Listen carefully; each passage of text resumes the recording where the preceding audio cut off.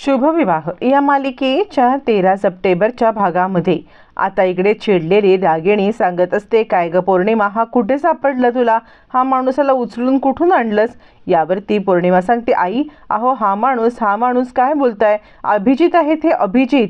यावरती मग आता इकडे पौर्णिमाला लगेचच रागिणी म्हणायला लागते, हे बघ पौर्णिमा, हा अभिजित वगैरे कुणी नाही आहे, हा तोतया आहे, तोतया. हा तुला कुठे दिसला? यावरती पौर्णिमा सांगायला लागते, काल पण मी यांना पाहिलं होतं. यावरती रागिणी म्हणते, काल? आता हे काल कसं काय पाहिलंस? यावरती पौर्णिमा सांगते, काल ज्या वेळेला मी आता मार्केटमध्ये गेले होते तेव्हा काही माणसं, म्हणजे काही आता हॉस्पिटलची माणसं याचा पाठलाग करताना मी पाहिली होती. असं म्हटल्यावरती मग तोपर्यंत इकडे आता पौर्णिमा सगळी कहाणी सांगायला लागते, काल ज्या ठिकाणी मी यांना पाहिलं त्याच ठिकाणी मी आजसुद्धा गेले होते. आज ज्या वेळेला गेले तेव्हासुद्धा काही माणसं यांचा पाठलाग करत होती आणि हे लपून एका ठिकाणी बसले होते. आणि पौर्णिमा फ्लॅशबॅकमध्ये जात आता सगळं सांगायला लागते.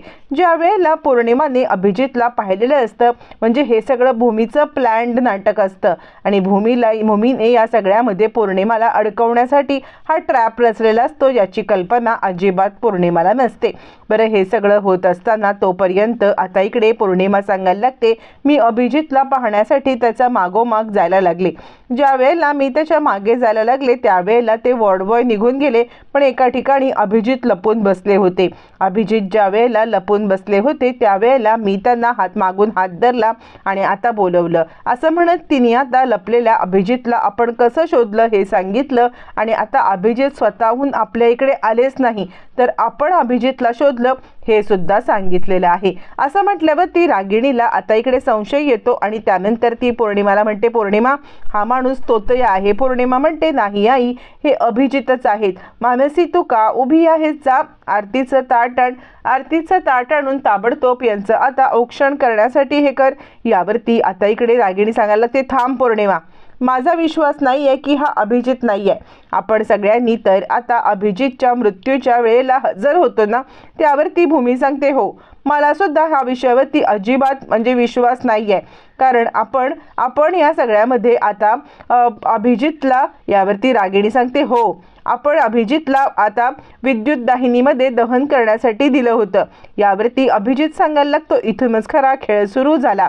यावरती रागिणी म्हणायला लागते, म्हणजे काय? यावरती लगेचच आता अभिजित सांगायला लागतो, खरं तर ज्या वेळेला तुम्ही मला तिकडे विद्युत दाहिनीमध्ये ठेवून निघून गेला होतात ना, त्यानंतर तुम्ही निघून गेलात, पण काही कारणामुळे ती विद्युत दाहिनी चालू होण्याचं नावच घेईना आणि ज्या वेळेला ते चालू होईना त्याच वेळेला मग आता इकडे त्या लोकांनी मला बाहेर काढलं आणि त्यानंतर ती पुन्हा एकदा आता चालू करण्याचा प्रयत्न सुरू केला, पण त्याच वेळेला त्यांना जाणवलं की माझ्या शरीरामध्ये श्वास आहे आणि त्यावेळेला तुम्ही निघून गेला होतात. असं म्हटल्यावरती मग आता इकडे रागिणी सांगायला लागते, काय मग त्या लोकांनी आम्हाला का नाही बरं कॉन्टॅक्ट केला? यावरती अभिजित म्हणतो, कारण त्यावेळेला माझी मानसिक अवस्था बरोबर नव्हती, मी पूर्णपणे ट्रॉमामध्ये होतो. यावरती रागिणी म्हणते, म्हणजे काय हे नवीन आता? त्यावरती अभिजित सांगायला लागतो, हो, त्यावेळेला मला खरंच काही आठवत नव्हतं. माझ्या डोक्याला जबरदस्त मार सुद्धा लागलेला होता, म्हणून मला कोणतीही गोष्ट आठवत नव्हती आणि त्यामुळे मी पूर्णपणे आता शुद्धीत नव्हतो. यावरती मग आता रागिणी म्हणते, नाही, हा खोटं बोलतोय. रागिणीचा एकच जयघोष चालू असतो. त्यावरती तो म्हणतो, नाही, मी बरेच दिवस कोमात होतो, ट्रॉमात होतो, मला आता मेडिकल ट्रीटमेंटवरती ठेवण्यात आलं होतं आणि हे सगळं चालू असताना मला काही गोष्टी आता आठवतच नव्हत्या.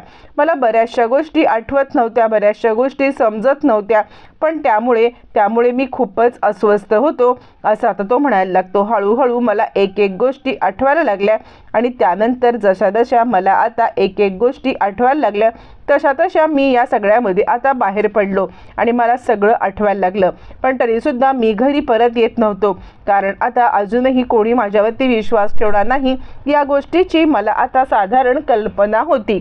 म्हणूनच मी या सगळ्यामध्ये परत न यायचं ठरवलं होतं, पण अचानक पौर्णिमा मला भेटली आणि मग मला काही हे करता नाही आलं, माझा बांध फुटला.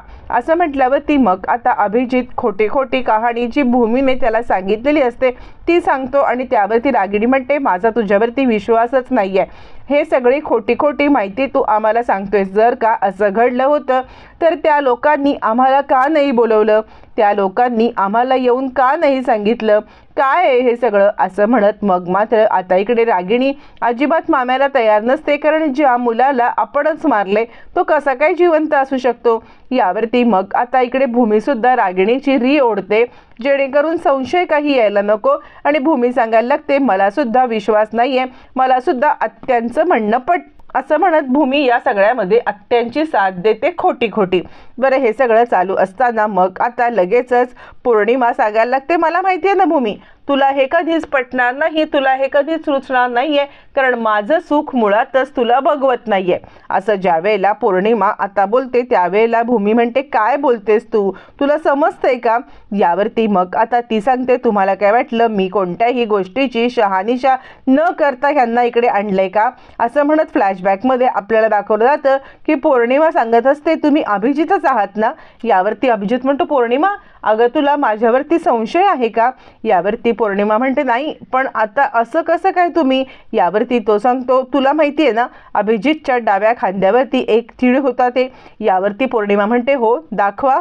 यावरती अभिजित आता आपलं शर्ट बाजूला करतो आणि आता तो तीळ दाखवण्याचा प्रयत्न करतो, पण नेमका त्या तिळाच्या जागी त्याला आता मार लागलेला असतो. आणि तो म्हणतो अरे बापरे, आता ह्या लोकांच्या झटापटीमध्ये मला इकडे मार लागला, पण या माराच्या जखमेच्या खाली आता तीळ आहे. पौर्णिमा तू लक्षात ठेव, मला कसं माहिती असेल की अभिजितच्या तीळ असणार, मी स्वतः अभिजित आहे म्हणूनच मला सत्य माहिती आहे.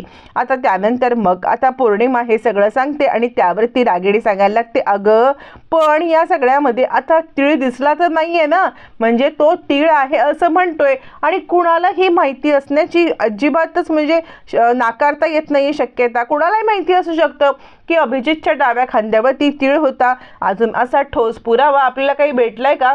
यावरती पौर्णिमा म्हणते आई मी फक्त याच गोष्टीवरती बोलत नव्हते, अजूनही बऱ्याचशा गोष्टी आहेत. यावरती रागिणी सांगायला लागते अजून गोष्टी आणि अजून कोणत्या गोष्टी.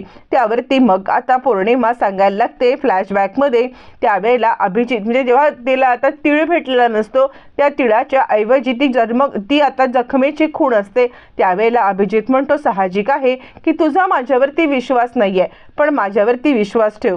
आत्ता मी तुला एक अशी गोष्ट सांगणार आहे जी गोष्ट फक्त आणि फक्त तुला आणि मलाच माहिती आहे. लग्न झाल्यानंतर काही दिवसामध्ये तुला आता दिवसच गेले होते, तू प्रेग्नंट होतीस, पण आपल्याला इतक्यात हे मूल नको होतं.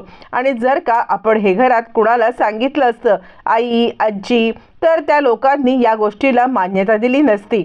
म्हणून आता मी ठरवलं तू ठरवलं की आपण कुणालाही न सांगता हे आता म्हणजे आपल्याला हे मूल नको आहे म्हणून मग त्यानंतर आपण निर्णय घेऊन डॉक्टरांकडे गेलो होतो. असं म्हटल्यावरती मग आता पौर्णिमा थांबते आणि त्यावेळेला अभिजित म्हणतो आता ही गोष्ट तर तुला आणि मला आपल्या दोघांनाच माहिती होती ना, मग मला कशी काय समजली.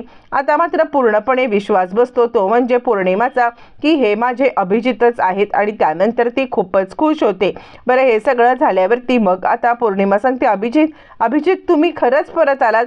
यावरती अभिजित सांगायला लागतो हो मी खरंच परत आलेलो आहे.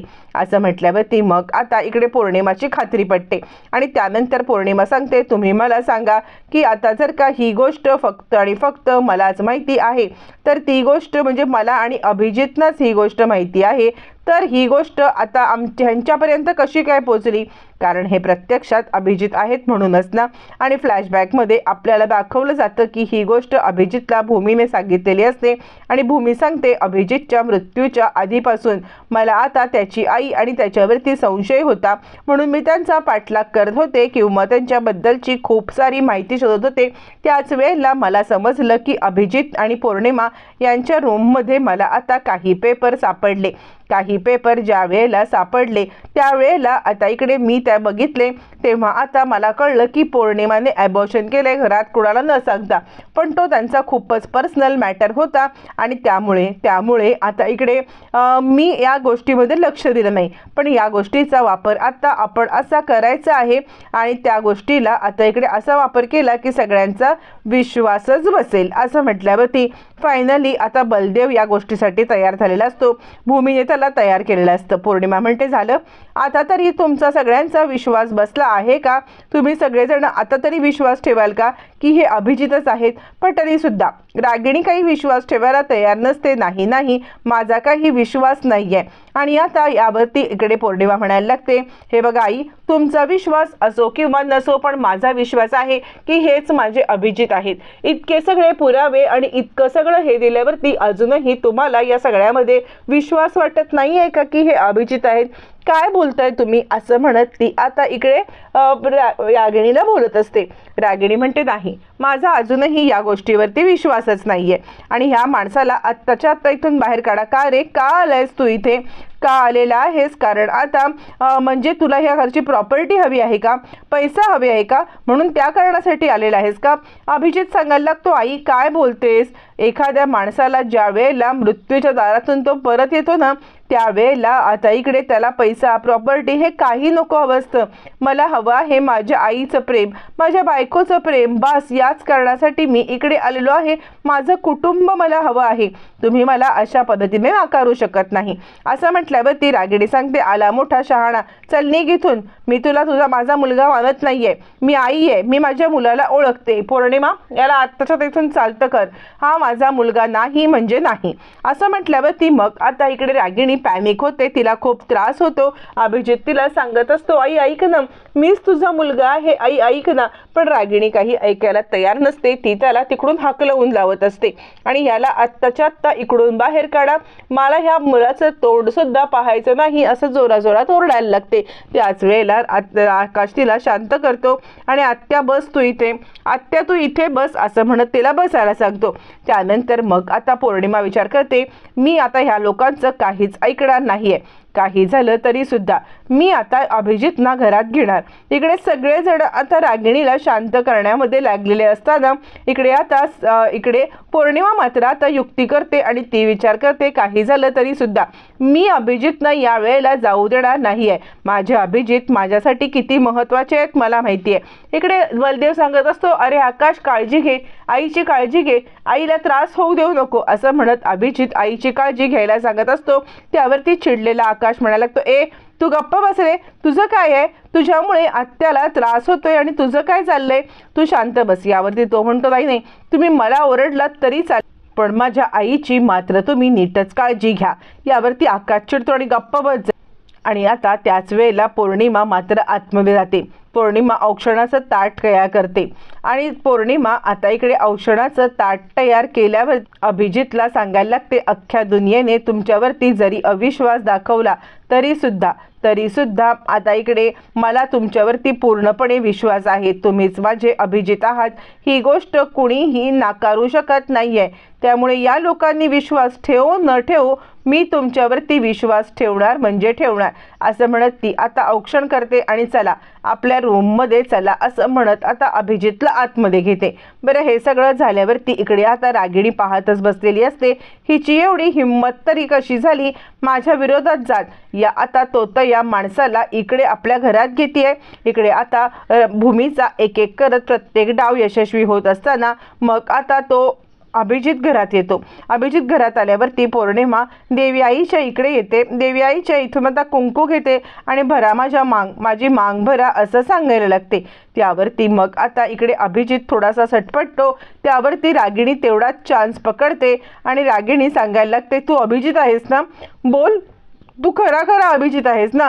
मग घे ना, कुंकू भर ना हिच्या भांगेमध्ये, काय प्रॉब्लेम आहे? असं ती म्हणायला लागते. बरं, हे सगळं चालू असताना मग आता इकडे अभिजित हो नाही करता करता तो विचार करतो, काही झालं तरी सुद्धा मला हिच्या भांगेमध्ये कुंकू भरणं भाग आहे.